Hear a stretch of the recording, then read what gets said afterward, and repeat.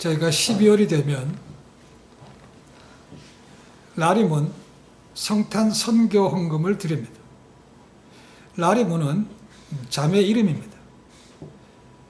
버지니아 태생으로 기독교 가정에서 태어났습니다.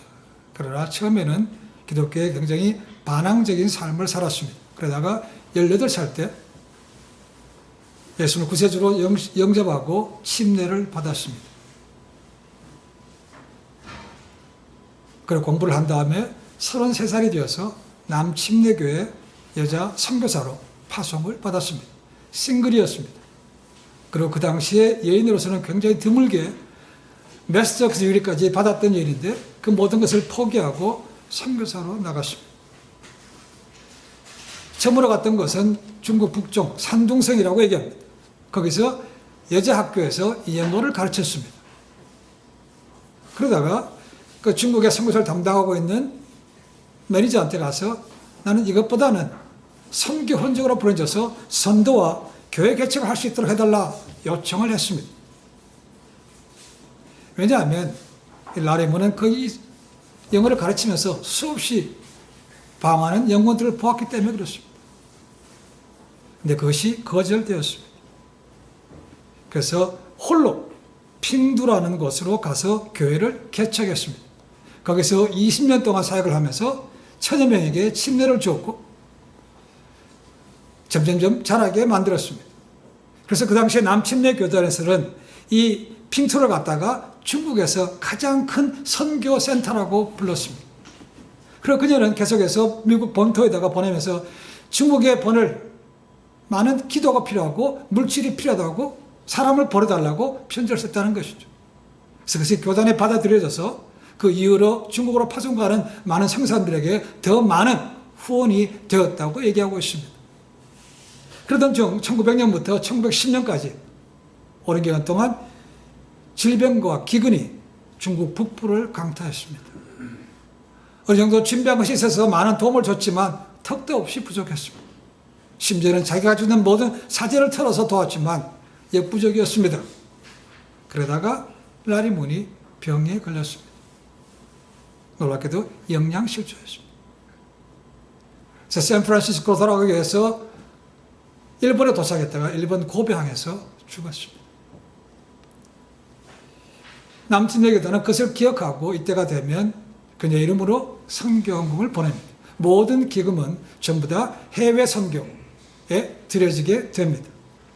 작년에 1년 동안 모금했던 것이 2억 달러가 넘었습니다. 2억 달러. 금년의 목표가 2억 500만 달러입니다.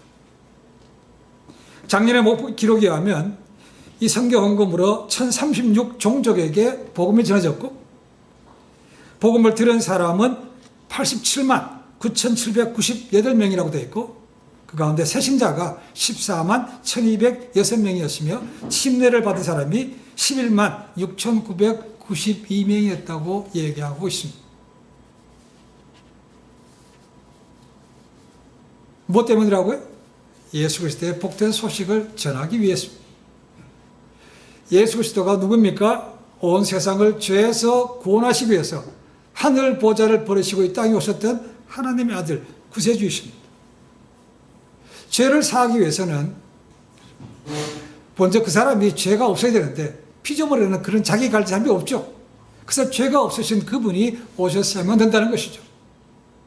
그래서 십자가의 돌아가심을 통해서 모든 죄가 멸해졌고 그 다음에 다시 사흘째 부활하심을 통해서 사망의 권세도 사라졌습니다. 그분이 이 땅에 오신 날이 제가 기약하고 있는 성탄절입니다. 예수님은 만왕의 왕이십니다. 여러분 이 땅에서 나라가 크든 적든 간에 왕자가 태어난다. 그러면 준비하고 큰 잔치가 벌어집니다. 그런데 만왕의 왕이신 예수 그리스도께서 이 땅에 오신 것은 오늘 말씀 보면 너무나 초라합니다. 우선 이 누가는 예수님께서 탄생하실 때가 언제인가를 얘기해 주고 있습니다. 이것이 역사적인 사실을 우리에게 알려주기 위해서 역사적인 인물을 쓰고 있습니다. 그것이 누군가? 당시 세상의 왕이라고 불렸던 로마 황제 가이사 아구스토스입니다. 시저 아우구스터스라고 되어 있습니다. 시저. 그는 주전 27년부터 주 14년까지 무려 41년을 로마를 아주 강대국으로 만들었던 위대한 왕입니다. 로마 안에 있는 내전을 종식시켰습니다. 그리고 그 힘을 갖다가 외부로 시켜서 점점점 나라를 넓혀갔습니다. 그래서 지중해를 포함해서 전 유럽까지 모두를 포함하는 아주 큰 나라를 만들었습니다. 그래서 그가 한 얘기가 뭔가? 로마가 다스리는 곳에는 평화가 있다는 것을 얘기했다는 것이죠. 그것이 우리 말하는 팍스 로마라는 것입니다. 그것을 시작한 사람이 이 아우구스투스. 그는 세상의 왕이었고, 그는 신이었고, 심지어는 그를 구주라고, 세이버라고도 불렀습니다. 그러나 그가 얘기했던 팍스 로마나를 유지하기 위해서는 많은 힘과 많은 돈이 필요했습니다. 그래서 그가 다스렸던, 점령했던 모든 나라들에게 더 많은 세금을 부여한 것이죠. 그래서 실시한 게 뭔가? 인구조수, 센서스를 한 것이죠. 그래서 팔레스타인 지방은 물론이고 그 안에 있었던 유대인들도 그의 로마 황제의 명에 따라서 각자 고향으로 돌아가서 호적 조사를 해야만 되었습니다. 그 가운데 등장하는 사람이 오늘 나오는 요셉입니다. 요셉은 다윗의 후손입니다. 그러면 다윗의 후손은 어디로 가야 되는가? 다윗의 고향이 어딘가로 가야 되는 것이죠. 그렇죠? 구약에 보시면 다윗은 이새의 8째 막내 아들입니다. 그리고 이새가 태어났던 곳은 베들레헴이라고 되어 있습니다. 그래서 베들레헴으로 가서 호적을 신고하러 갔다는 거죠. 그 말은 지금 요셉이 살고 있는 것은 베들레헴이 아니라는 얘기입니다. 그렇죠? 어디에 살고 있습니까, 지금? 요셉은? 사절 말씀 보면 갈릴리 나사렛에 살고 있다고 얘기합니다. 갈릴리 나사렛에서 베들레헴까지는 100km가 넘습니다. 오늘날도 차가 있지만 100km가 넘는다 그러면 얼추 1시간 이상 걸린다고 생각합니다. 그렇죠? 그럼 그 당시에는 그런 게 아무것도 없기 때문에 걸어가거나 아니면 돈이 있으면 나귀를 타고 갑니다. 아마 요셉과 마리아는 그렇지 않은 것입니다. 아마 걸어서 갔을 거라고 생각합니다. 적지 않은 시간이 걸렸습니다. 더군다나 요셉은 혼자가 아니었습니다. 누가 있습니까? 그의 약혼녀 마리아가 있었다는 거죠.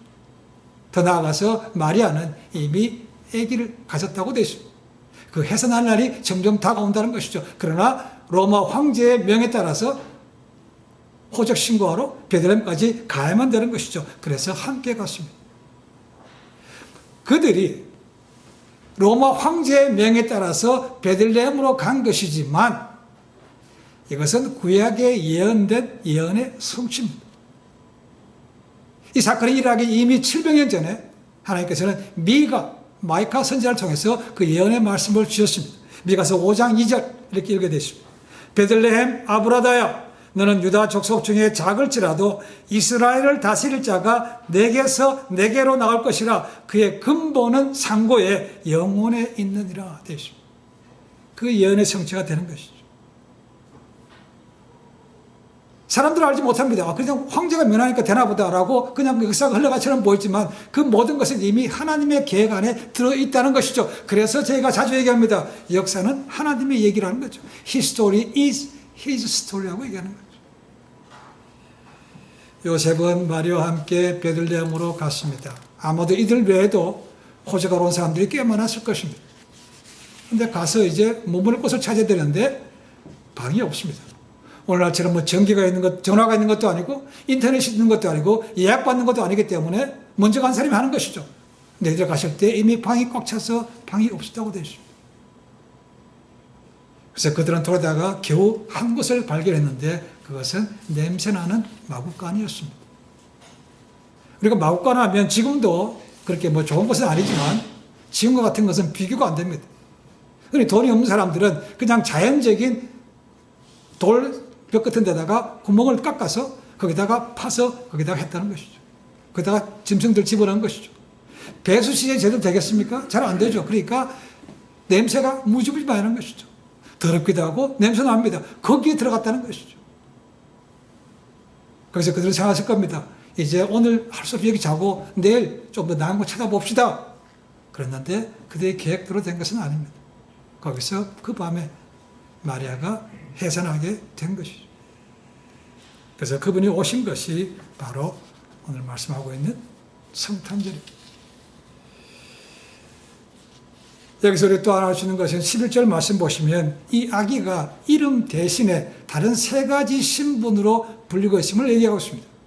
구주, 그리스도, 그리고 주 세 가지라고 되어 있습니다. 그의 이름은 8절 말씀 보시면 그가 할례받고 8일째 이름을 예수라 하라고 되어 있습니다. 이미 그것은 제가 읽지는 않았습니다만 누가복음 1장 보시면 1장 31절에 천사가 이제 아기를 낳을 때 이름을 예수라 하라고 가르쳐 준 것입니다. 그리고 할례받고 나서 그때 이름을 정식으로 얘기했지만 오늘 말씀 보시면 그 이름 전에 세 가지 신분이 나옵니다. 그렇죠? 구주, 그리스도, 주라고 되어 있습니다. 구주는 뭡니까? 영어는 세이버입니다. 말 그대로 구세주입니다. 그리스도는 뭔가? 히브리 말로 메시아를 헬라 말로 바꾼 것입니다. 크리스토스입니다. 영어로 하면 anointed one, 기름 부음을 받은 자라는 것이죠. 그 다음에 주라는 것은 Lord입니다. 영어로 하면. 헬라 말은 쿠리오스입니다. 쿠리오스. 말 그대로 세상의 주인이라는 것입니다. 그러니까 구주, 그리스도, 주를 합하면 예수님은 이 세상을 구원하시기 위해서 하나님으로부터 기름 부음을 받고 이 땅에 오신 세상의 주인이라는 것입니다. 이것이 예수님에 붙여진 또 다른 신분이었습니다. 그러면 이 신분이 준 의미가 뭔가? 구주요, 그리스도요, 주라는 의미가 뭔가? 왜 그분이 구세주로 이 땅의 주인으로 오셨어야 합니까? 라는 거죠. 죄의 문제를 해결하시기 위해 오셨다는 겁니다. 죄의 문제. 그러니까 기독교는 생전에 말하는 복받는 신앙이 아닙니다. 그렇죠? 죄의 문제를 해결하는 것입니다. 이 죄의 문제가 해결돼야 우리가 영원한 생명을 얻을 수 있고 새로운 삶이 되는 것입니다. 이 죄의 문제를 해결하시기 위해서 만왕의 왕이신 하나님의 아들이 이 땅에 오셨기 때문에 그것을 기뻐하는 것으로 되어 있습니다. 그것이 기쁨의 좋은 소식, 우리 말하는 유한겔리온, 굿 뉴스, 복음이라는 것입니다. 그것이 성탄절입니다.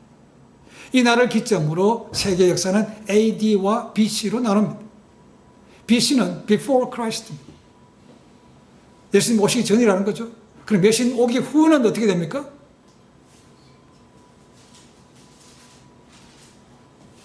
After Christ가 돼야 되는 거죠. 그죠? 근데 그게 아니죠. AD라고 부릅니다.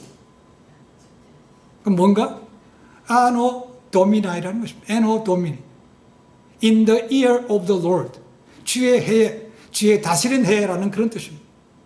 그러니까 그분이 주인이라는 것이 그 의미도 들어있는 것이죠. 그래서 BC와 AD로 나눠지게 됩니다. 그리고 14절 후반부를 보시면 이 주님께서 이 땅에 오신 것이 기뻐하심을 입은 사람들 중에서만 평화라고 얘기하고 있습니다. 그래서 평화라는 것이 나옵니다. 샬롬, 피스입니다. 그 평화라는 것은 우리가 흔히 말하고 있는 전쟁이 없는 평화인가, 외적인 것이 없는 그런 평화인가. 그렇다면 예수께서 이 땅에 오신 이후로는 2000년부터는 지금까지 세계 곳곳에서 전쟁이 없어야 됩니다. 그렇죠? 그러나 실상 그렇지 않죠. 그럼 여기서 말하고 있는 평화라는 것은 뭔가? 두 가지입니다. 첫 번째는 죄 용서 받음을 통해서 하나님과의 화목하게 된 것이죠. 그러니까 하나님과 화평하게 됐다. 그게 첫 번째입니다. 두 번째는 사람들이 죄 용서 받고 나니까 사람들 사이의 관계가 화해가 된 것이죠. 그래서 수직적, 수평적으로 하나님과 평화롭게 됐다. 이것이 여기서 말하는 평화라는 것입니다. 내적인 그런 고요함을 얘기하고 있는 것이죠. 그래서 이 땅에 있는 많은 문제들이 해결될 수 있는 유일한 방법은 모든 사람이 다 예수님을 구세주로 믿는 것입니다. 그런데 여전히 지금도 믿지 않는 사람들이 많기 때문에 근본적인 문제가 해결되지 않고 곳곳에 분쟁과 전쟁이 있는 것입니다. 지금 우리가 살고 있는 세상을 보십시오. 직접 눈으로 확인한 것은 아니지만 매일매일 살인, 강도, 방화, 전쟁 이런 소식을 듣지 않습니까? 그렇죠? 이런 것이 다 뭐 때문입니까? 모든 죄 때문에 그렇습니다. 죄로 생긴 문제가 해결되지 않기 때문에 서로 욕심을 내고 탐심을 내고 그런 문제들이 지속되고 있는 것입니다. 죄 문제가 해결되지 않는 한 이 땅에는 진정한 평화는 없다는 거죠. 로마 황제가 가져왔던 팍스 로마나는 힘으로 하는 것입니다. 그리고 일시기밖에 되지 않습니다. 그리고 그것은 로마 시민이나 로마 군인이나 로마 황제에게는 그것이 평화일지 모릅니다. 그러나 그들의 지배를 받고 있는 모든 사람들에게는 고통이었습니다. 왜요? 자유가 줄어드는 거죠. 그리고 무엇보다도 경제적인 고통, 세금 문제가 허덕했다는 것이죠. 그러니까 진정한 평화는 아닌 거죠. 기득권자들에게는 평화입니다. 그래서 세상 사람들에게는 평화가 아니었습니다. 그것은 위장된 평화일 뿐이었습니다. 그러나 초라하게 냄새나는 마국간에서 태어나셨던 예수님은 그런 힘으로, 그런 돈으로 세상에 주는 평화가 아니고 죄사함을 주시기 위해서 오셨던 진정한 평화의 왕이라고 되어 있습니다. 그래도 불구하고 사람들은 그분이 오심을 몰랐습니다. 인지하고 싶지 않았습니다. 요한복음 가장 앞에 나오는 그거죠. 그 하나님이 자기 땅에 왔지만 사람들이 그것을 알아보지 못했다는 것입니다. 그것이 비극인 거죠. 지금도 여전히 마찬가지입니다. 그분이 오셨지만 알려주지도 않고 알아주지도 않는 그런 삶이었고, 오직 목자들만 몇십만이 그때 참여해서 보고 기뻐했다고 기록하고 있습니다. 바울은 빌립보서에서 이 아기 예수님이 오신 것이 어떤 분인가, 그 얼마나 겸손하신 분인가를 이렇게 얘기하고 있습니다. 빌립보서 2장 6절부터 8절을 한번 읽어보겠습니다. 그는 근본 하나님의 본체시나 하나님과 동등됨을 취할 것으로 여기지 아니하시고 오히려 자기를 비워 종의 형체를 가져 사람들과 같이 되었고 사람의 모양으로 나타나셨으며 자기를 낮추고 죽기까지 복종하셨으니 곧 십자가에 죽으심이라. 하나님과 동등한 분이지만 천한 인간의 몸을 입고 이 땅에 오셨다는 것입니다. 그리고 죽으셨다는 것.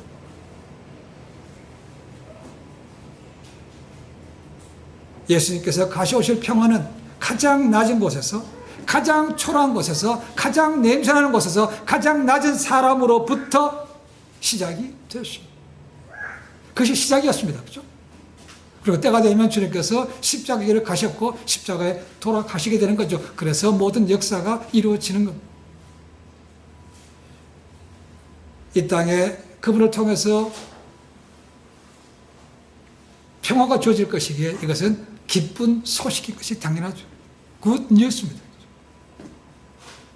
그러나 아까 말씀드렸던 대로 이것은 조건이 붙습니다. 기뻐하심을 입은 사람들에게만 그 평화를 누릴 수 있다는 것입니다. 왜 그렇습니까? 세상적인 관점에서 본다면 많은 사람들은 그런 구원, 죄에 대해서는 별로 관심이 없기 때문에 그렇습니다. 그들이 관심 있는 건 뭡니까? 부, 명예, 인기, 세상적인 좋은 것들, 이런 것에 관심 있는 것이죠. 죄에 대해서 별로 관심 없습니다. 너나 관심 있으세요? 그러니 이름도 없는 곳에서 초라한 가문에서 태어났던 예수님을 누가 알아주겠습니까? 오직 아까 말씀대로 목자만이 가서 보고 기뻐했다고 되십니다.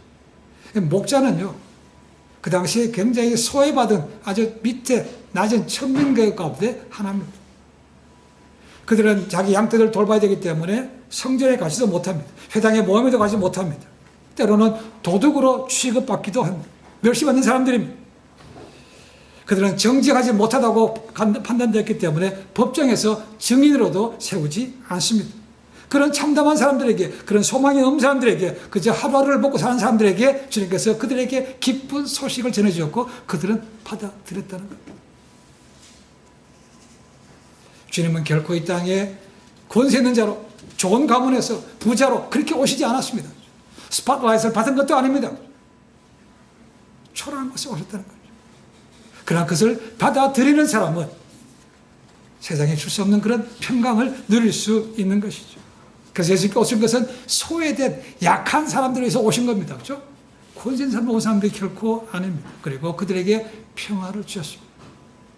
사도 바울은 고린도전서 1장 20절에서 이렇게 얘기합니다. 형제들아, 너희를 부르심을 보라.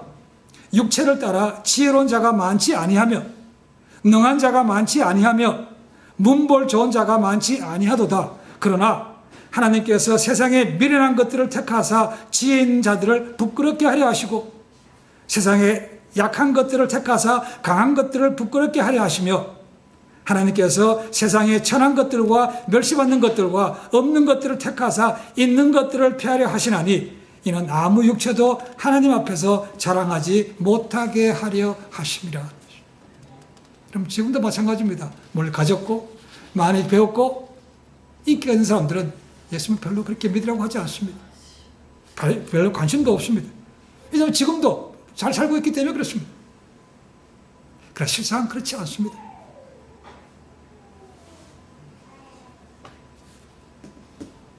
자기들은 돈으로, 자기들은 권력으로 모든 것을 할 수 있다고 생각합니다. 그러니까 구세주가 필요 없는 거죠. 그러나 그들이 죽을 때가 되면, 다른 어려움을 당하고 나면 그때서야 다시 한번 생각해 보게 될 것입니다. 어쩌면 그들이야말로 가난한 사람들이죠. 그들이야말로 연약한 자들입니다. 그들이야말로 불쌍한 자들입니다. 그러나 복음은 모든 사람에게 기쁜 소식이 아니고 그 아기 예수님을 받아들인 사람들에게만 기쁨이 되는 것입니다. 그리고 그들은 받아들이지 않지만 언젠가 그들은 하나님의 심판에서 벗어날 줄도 길이 없다는 것을 알지도 못합니다. 그런 사람들에게 지금도 성탄을 통해서 복음의 소식이 전해져야 되는 것이죠. 라리문도 그런 사람 가운데 하나였습니다. 이 세상의 구원자시요 왕으로 오셨던 이 땅에 오신 주인께서 오심으로 세계 역사가 바뀌었습니다. 그래서 성탄절을 지금까지 지켜오고 있습니다. 모든 것이 점점 편해지고 풍성해지니까 이 성탄절도 점점 세속화되기 시작했고 무엇보다도 주인공이신 예수님도 잊고 지내는 것이 굉장히 많습니다. 성탄절이 무슨 날인지도 모릅니다. 무슨 의미인지도 모릅니다. 그런데 먹고 마시고 주고 받는데 전념하는 사람들이 얼마나 많은지 모릅니다. 우리가 살고 있는 미국 청교도 위에 세워진 그런 나라입니다. 근데 그런 나라에서부터도 지금은 메리 크리스마스보다는 해피 할러데이가 더 많아지고 있습니다. 지금이야말로 다시 한번 성탄절의 본질을 회복해야만 될 때입니다. 해피 할러데이가 된 것이 오바마 때부터. 얼마 전에 대통령으로 나왔던 해리스가 뭐라는지 아십니까? 지금도 어찌 보면 나왔습니다. 메리 크리스마스에 대해서 How dare you can say that? 이렇게 얘기합니다. 해리스는 힌두교인이라고 얘기합니다. 지금 땅에 다른 종교가 얼마나 많은데 어떻게 메리 크리스마스 말하고 있냐? 말도 안 된다는 겁니다. 그런 짤이 유튜브에 올라와 있습니다. 이런 시대. 그리고 매년 맨하탄에 가면 큰 전광판이 있습니다. 그렇죠? 거기에 미국의 에이티스트들이 올리는 그런 광고들이 굉장히 많습니다. 크리스마스를 조롱하고 예수를 조롱하는 그런 광고들이, 그건 엄청난 돈 듭니다. 그죠? 그것이 뜹니다. 매년 뜹니다. 몇 년 전에는 맨하탄에 이런 적이 떴습니다. 예수님의 이미지와 산타클로즈 이미지가 엎치면서 이런 글이 떴습니다. 예수 밑에는 dump the myth. myth는 버리라는 거예요. 예수 밑에 오신 것이 myth라는 것입니다. 신화를 버리고 keep the merry. 즐거움은 간직하라. 뭐 뜻입니까? 본질은 관계없는 거니까 먹고 마시고 즐겨 그 말입니다. 통상적 광고가 그겁니다. 이 반대하는 첫 번째가 American Atheist 그 단체가 있습니다. 뭐라고 얘기하면 이렇게 얘기합니다. 비신자가 혼자가 아니며 사람들은 종교를 필요로 하지 않는다라는 캠페인을 늘 펼칩니다. 4년 전에는 성탄절 캠페인 기간 동안에 예수님을 사탄이나 산타클로즈나 그리고 로마 신화에 나오는 포세이돈 바다의 신이죠. 거기에 비교하면 그런 광고판을 뉴저지에다가 올렸습니다. 이것이 지금 미국이 맞이하고 있는 영적인 전쟁입니다. 아메리칸 에이티스트 단체의 대표자가 데이비드 실버맨이 이렇게 얘기합니다. 우리는 많은 크리스찬들이 사실상 그들 가족의 종교에 덫에 걸린 무신론자들이면 안다. 만약 당신이 신이 신하라는 것을 안다면 거짓말을 하며 당신을 크리스찬이라고 부르지 않아도 된다. 당신은 신화가 없이도 즐거울 수 있었고 그래야 된다. 우리는 사람들에게 그들 가족과 자신과 모두에게 정직하라고 말한다. 만약 당신이 신을 믿지 않는다면 당신의 가족들에게 말하라. 정직은 가장 위대한 선물이라고 이렇게까지 얘기합니다. 그런 사람들에 있어서 성탄절은 그냥 할러데이, 쉬고 마시고 노는 날에 불과하십니다. 죄사함이 뭔지 모릅니다. 구원에 대해서 관심도 없습니다. 그들이 하고 싶은 것만, 이 종교를 없애야 된다는 것이죠. 그렇게 해서 먹고 마시고 주고받는데 거기에 전념하도록 만든다는 것이죠. 그러니까 본질을 지워버린다는 것이죠. 그렇다고 해서 크리스찬들이 가만히 있는 것은 아닙니다. 지금도 아기 예수의 탄생에 대한 조형물을 설치하는 것을 금지하는 법들이 있습니다. 주마다 다릅니다만. 설치하는 것을 법으로 못하는 곳에서는 개인적으로 사람들이 모여서 교회 앞이라든가 가족들이 나가서 실제로 그런 분장을 하고 겨울 크리스마스 기간 내에 하는 분들이 있습니다.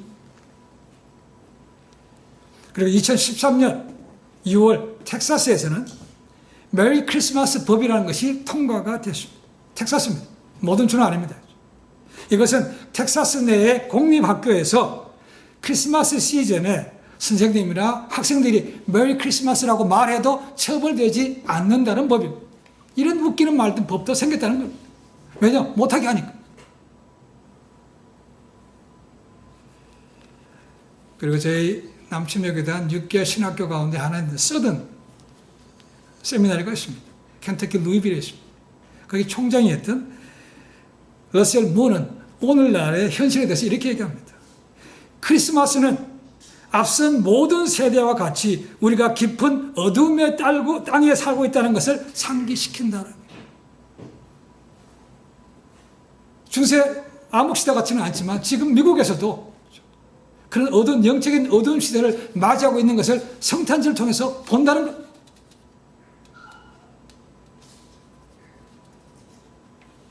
메리 크리스마스라는 말조차도 제대로 하지 못했던 그런, 그거 하면 불이익당할까 봐 말도 못, 공공장소에서 기도도 못하고 복음도 전하지 못하는 그런, 이것이 미국이 당하고 있는 현실이고 앞으로는 점점 더 갈수록 대적하는 무리가 많이 올라올 거라고 생각합니다. 그것이 성경에 기록된 것입니다. 지난 2000년 동안 교회와 그리스도인들은 예수 그리스도 이 땅에 오셨습니다. 그 십자가의 죽으심을 계속해서 전해왔습니다. 가장 중요한 절기가 그거죠. 부활절과 성탄절입니다. 오심이 없으면 돌아가신 것도 없죠. 또 죽으심이 없으면 부활도 없습니다. 그렇기 때문에 성탄절과 부활절을 계속해서 지금까지 전해왔다는 것이죠. 근데 그것이 갈수록 점점 벽에 부딪히고 있습니다.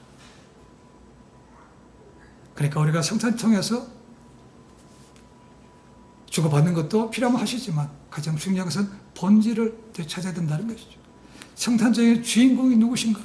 그분이 왜 이 땅에 오셨어야만 되는가라는 것을 기억하고 전해줘야 되는 것이죠. 그리고 나서 얼마든지 기뻐하고 선물 주고받아도 괜찮습니다. 우리가 크리스마스라고 하면 가장 먼저 산타클로스, 크리스마스 트리, 선물이 생각난다고 하면 좀 심각한 겁니다. 주인공과 본질과 아무런 관계가 없는 것이죠. 예수 그리스도. 그분께 감사하고 그분께 경배하고 그분께 먼저 예물을 드리는 것이 우선이 되어야 되는 것이죠. 그걸 통해서 구원의 기쁜 소식이 전해지는 겁니다. 교회와 먼저 믿은 저희가 앞장서서 솔선수범하지 않으면 세상은 점점 그렇게 됩니다. 1년에 가장 매출이 많은 날이 그래서 성탄절이라고 그러죠. 반드시 나쁘다는 건 아닙니다. 주시면서도 메리 크리스마스, 예수님 성탄절, 예수님을 전하는 것이 있으면 되는 것이죠. 주님 모실에 가까워집니다. 세상은 점점 세속화되어 갑니다. 먼저 믿은 사람으로 성탄의 기쁨을 회복하고 성탄의 기쁨을 전하고 성탄절의 본질을 회복해서 저로 하여금 하나님 나라가 구원의 기쁜 소식이 전해질 수 있는 복음의 통로가 되시기를 주님을 간절히 축원해 드립니다. 기도하겠습니다.